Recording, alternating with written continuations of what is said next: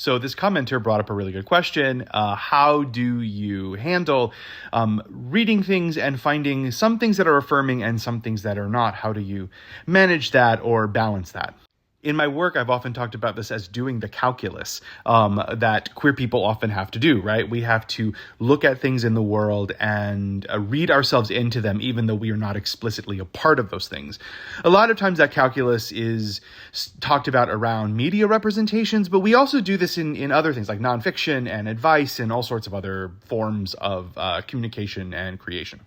And a research project that I have been working on recently as a student has been focused on how ace and aro people read their lives and how we can read our lives or sometimes not be able to read our lives based on messages that are produced in sex and relationship advice on social media sites.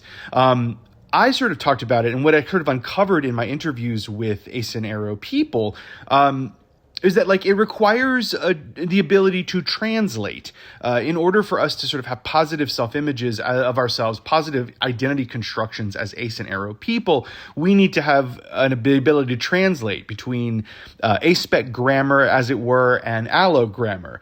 So we can read allo stuff and pull the parts out of it that make sense to us, but also discard the parts that don't affirm us or negate us.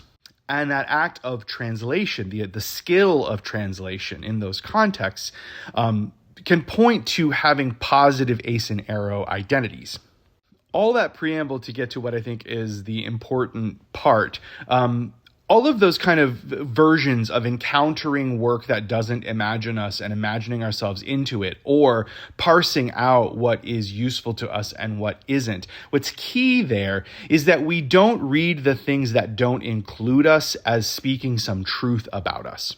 I can encounter some work that is not written to include me, find parts that do include me and make me feel good about myself, and go about and lead my positive aspec life, as long as I don't take the parts that don't imagine me and don't include me as saying something true about me. As long as I don't take being rendered invisible or being rendered unintelligible reflective of my value as an aspec person.